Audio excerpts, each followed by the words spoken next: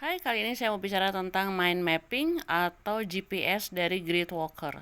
Jadi Grid Walker ini adalah sebuah fenomena baru hasil dari remembering setelah beberapa dari kita itu sadar bahwa tujuan kita ke sini adalah untuk menemukan jalan pulang, dan walaupun kebanyakan Grid Walker itu sudah ingat jalan pulang tapi ingin membantu banyak orang untuk ingat jalan pulang. Kenapa? Karena jalan pulangnya sudah ditutupi oleh teknologi custodian dalam konteks yang sangat-sangat canggih melalui teknologi-teknologi kubah hitam yang membuat kontrol bukan saja atas raga tetapi atas jiwa. Itu dilakukan dengan sangat sistematis sejak kita lahir. Jadi dalam teknologi ini kita berada dalam suatu simulasi sejak kita lahir, dan kita tidak sadar kita berada dalam sebuah jebakan matriks. Nah, di dalam matriks itu algoritmanya menunjukkan semua yang ditentukan oleh teknologi. Dari saat kita lahir, lalu kita dibesarkan dengan kubus-kubus yang membesarkan kita, khususnya religi, spiritualitas, pendidikan, ekonomi, ya, kebudayaan, sejarah, politik, dan lain-lain. Lalu akhirnya jiwa yang sebenarnya itu powerful dan tidak bisa disentuh oleh apapun termasuk teknologi, itu karena tidak tahu, maka dia dalam tanda petik terjebak. Nah, sampai kita sadar bahwa kita harus mengambil alih kembali konsensus kita tentang apapun itu yang kita lakukan pada saat kita tidak mempunyai kesadaran penuh seperti sekarang, maka jiwa kita akan menjadi bagian dari lingkaran reinkarnasi atau teori-teori, ajaran-ajaran, konsep-konsep tentang bumi adalah sekolah, maka kamu harus mencapai kesempurnaan untuk bisa masuk ke surga. Nah, dalam konteks kesempurnaan itu sama seperti pengalaman kita di sekolah, ada yang dinilai, ada yang dihukum, ada yang dikasih reward, tapi semuanya itu selalu seperti diarahkan pada ada yang lebih tinggi, lebih baik lagi, lebih hebat lagi, ya. Dibuat suatu tangga yang susah sekali untuk dijalankan karena kita diajarkan untuk tidak tahu bahwa kita itu sudah sempurna dan kesempurnaan hanya milik Tuhan, sedangkan Tuhan itu adalah kreasi dari image, dari cermin dari teknologi yang menciptakannya. Jadi kalau kita sadar bahwa kita berada dalam satu simulasi dan simulasi itu sifatnya berlapis-lapis, maka mungkin kita sadar bahwa sebenarnya misi kita bukan menjadi light worker, karena menjadi light worker itu bagian dari teknologi yang membuat kita tetap berada dalam konfliktual cahaya lawan kegelapan, positif lawan negatif, gelap lawan terang. Itu adalah konstruksi teknologi yang tetap membuat kita berada dalam jebakan matriks sintetik. Nah, teman-teman, ketika kita tahu bahwa kita harus melampaui light worker, bahkan konteks-konteks spiritualitas era baru di mana hanya ada cahaya dan cinta, positif, semoga semua makhluk berbahagia, itu kita tetap ada dalam jebakan teknologi, ya. Nah, Grid Walker adalah kita yang sudah pernah melakukan hal ini, lalu kita datang kembali dengan sadar, nggak pengen cepet-cepet pulang, nggak pengen cepet-cepet menyelesaikan misi di sini, tapi dengan pelan-pelan, sistematis, dengan suatu kesadaran yang dipandu oleh jiwa kita yang berada di luar sistem itu, ingin ingat kembali melalui jejak rekam yang kita sendiri tancapkan saat kita hadir di konstruksi ini jauh sebelum ada peradaban manapun juga. Jejak-jejak rekam itu ada di DNA kita, di kode-kode, entah kode naga, kode paus, kode ular, atau kode api biru. Apapun kode itu, dia ada di dalam DNA kita. Tapi jejak rekam itu juga ada di tempat-tempat yang memang sengaja dibangun oleh kita dulu untuk ingat kembali ya. Misalnya bangunan-bangunan kuno, peradaban-peradaban kuno. Nah, dalam konteks remembering, kita harus ingat bukan saja semasa kita ada dalam kandungan ibu kita, tapi kita harus ingat peradaban sebelum peradaban kita ini yang sengaja disembunyikan, dihancurkan oleh teknologi supaya kita lupa asal muasal kita jauh melampaui adanya peradaban-peradaban tersebut.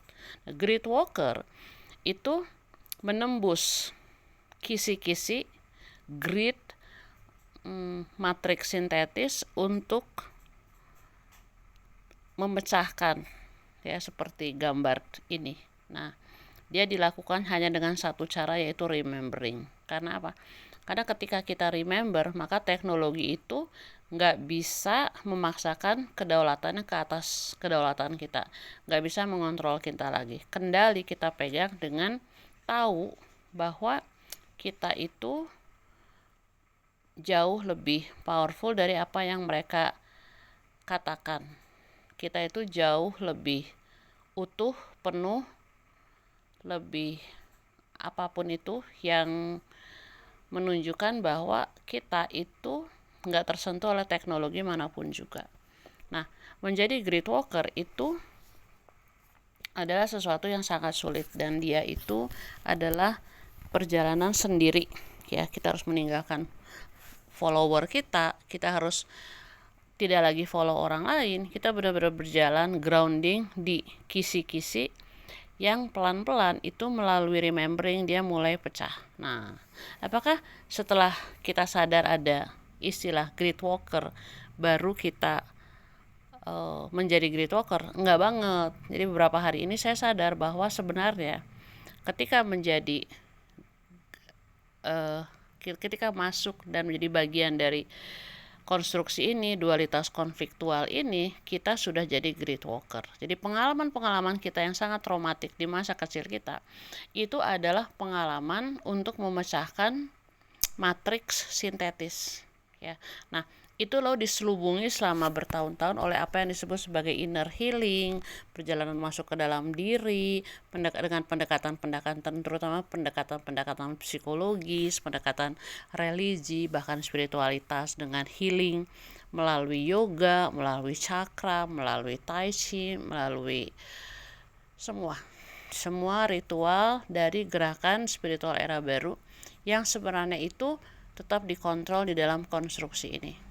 Jadi Great Walker itu bukan berarti bahwa tiba-tiba kita jadi Great Walker, enggak. Kita udah melakukannya sejak kecil. Saya punya pengalaman bertemu dengan seorang anak yang usianya itu masih kelas 1 SD. Nah, dalam perjalanan hidup dia itu dia ada dalam sebuah lingkungan sosial di mana kawin cerai itu sesuatu yang biasa.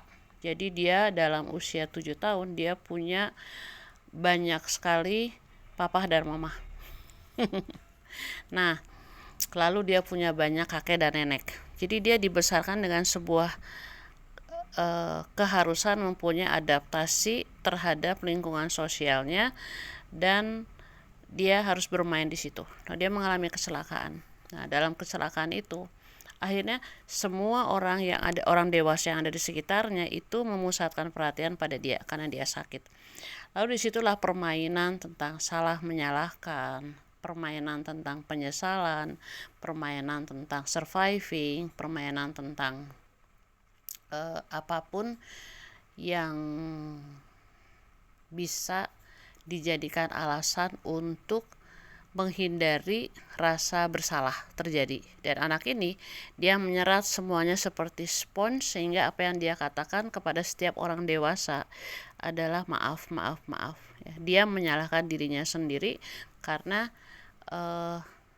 dikatakan bahwa dia tidak nurut, harusnya nggak boleh ini, harusnya nggak boleh itu, dan dia dengan kebebasannya dia ingin melakukan apa yang menurut dia menyenangkan saat itu. Nah, jadi si anak ini menjadi bagian dari remembering saya. Jadi sekarang saya tahu bahwa semua pengalaman-pengalaman masa kecil kita itu, kalau kita bisa melewati psikologis, kita bisa melewati apapun itu, termasuk doktrin-doktrin agama, adat, dan lain-lain, itu sebenarnya sejak kecil raga kita itu sudah menjadi bagian dari Great Walker. Raga kita itu dengan semua panduan dari jiwa kita itu, kita sebenarnya nge-break system. Nah, nge-break system ini sesuatu yang sangat-sangat mudah dilakukan sekarang, karena ada cerita lain lagi. Tadi pagi saya belanja dan bertemu dengan seorang perempuan yang dia bingung mau belanja apa gitu. Jadi dia bilang sekarang kalau masak susah, soalnya kan anak-anak yang nentuin mau masak apa. Jadi saya masak sesuai keinginan anak-anak. Nah, ini menunjukkan bahwa anak-anak sekarang itu nggak bisa diatur. Mereka sudah punya keinginan sendiri. Dalam hal yang sangat sederhana, mereka mau makan apa, sehingga orang tua yang pada zaman saya dulu itu mengajarkan untuk bersyukur untuk apa yang ada di meja makan, sekarang udah nggak berlaku lagi. Dengan kata lain, si perubahan kebebasan dari generasi selanjutnya itu membuat kisi-kisi dari matriks sintetis yang selama ini begitu kuat udah mulai runtuh, udah mulai roboh, udah mulai bolong. Kenapa? Karena pertanyaan-pertanyaan anak-anak, lalu mereka yang lahir di beberapa tahun, 20 tahun sebelum ini, itu mulai nge-break sistem yang sangat-sangat powerful sebelumnya.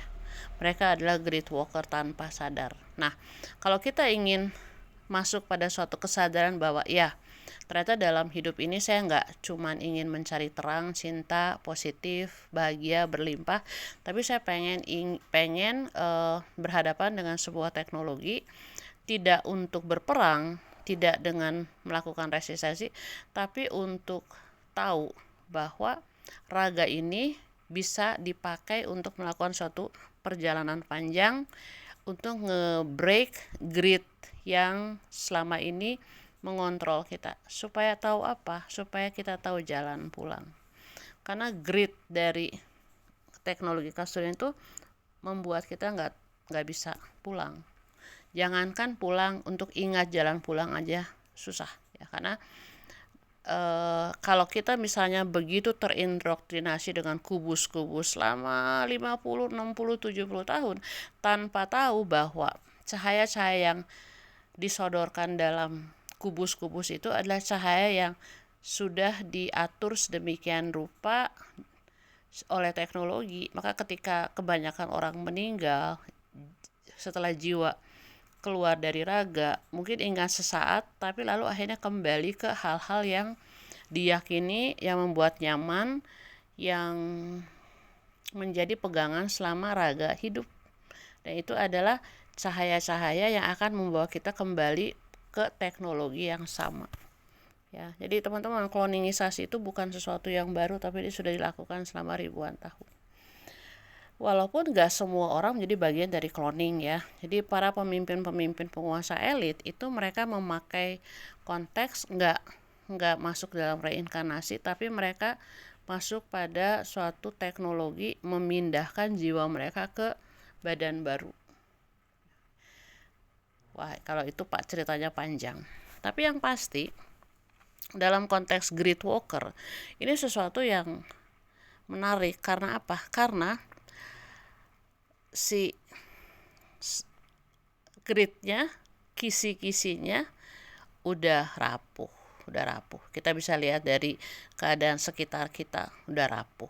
Jadi misalnya nih, ada sebuah movement pendidikan yang mempergunakan sebuah konsep ingin memasukkan anak-anak kembali ke suatu sistem, di mana sistem itu akan membuat anak-anak itu terjebak dalam sistem itu. Ternyata sistem itu nggak berhasil 100% karena banyak murid yang nggak mau dimasukkan ke dalam sistem itu. Mereka keluar gitu. Banyak juga guru-guru yang nggak mau menjadi bagian dari sistem itu. Entah apapun panduan dari sang jiwa mereka, tapi mereka nggak menjadi bagian dari sistem, mereka keluar. Ya, atau misalnya kita sekarang lihat ular-ular udah mulai berada di mana-mana. Ular, ya saya seminggu itu beberapa kali kalau lihat Google News pasti ada ular, entah dimanapun juga. Ular muncul di tengah jalan, ular muncul di rumah, di bagasi motor. Malah kemarin ada artikel orang ini marah banget, lalu dia menutup jalan akses dengan ular piaraannya. Jadi sekarang tuh frekuensi DNA ular itu udah mulai hadir, ya, dia dihadirkan melalui media sosial. Nah, itu adalah salah satu cara untuk melakukan aktivasi ular dan naga, karena naga nggak mungkin muncul tiba-tiba, dia pakai model ular. Seperti jiwa kita yang begitu besar nggak mungkin muncul tiba-tiba, dia mempergunakan raga kita yang memang sama dan sebangun tapi tidak sepowerful jiwa. Oke teman-teman, jadi yang pertama itu kita menjadi great walker nggak pada saat ini aja, tapi sejak dulu ya. Saya ingat, sekarang saya melihat pengalaman hidup saya dari kacamata baru. Kacamata ketika saya mengalami masa-masa sulit di sekolah, benar-benar masa-masa sulit di SD, di SMP, di SMA itu, dan saya melihat bahwa oh ternyata itu adalah raga itu menjadi semacam apa ya, bukan antena, semacam USB kali ya, untuk mengolah data yang ada di sekitar kita, lalu dia mendelete data-data yang gak masuk akal, tapi dia juga menyerap data-data dari teknologi yang akhirnya membuat kita masuk dalam teknologi, entah itu teknologi ketakutan melalui medis, agama, pendidikan, surviving seperti keuangan dan lain-lain.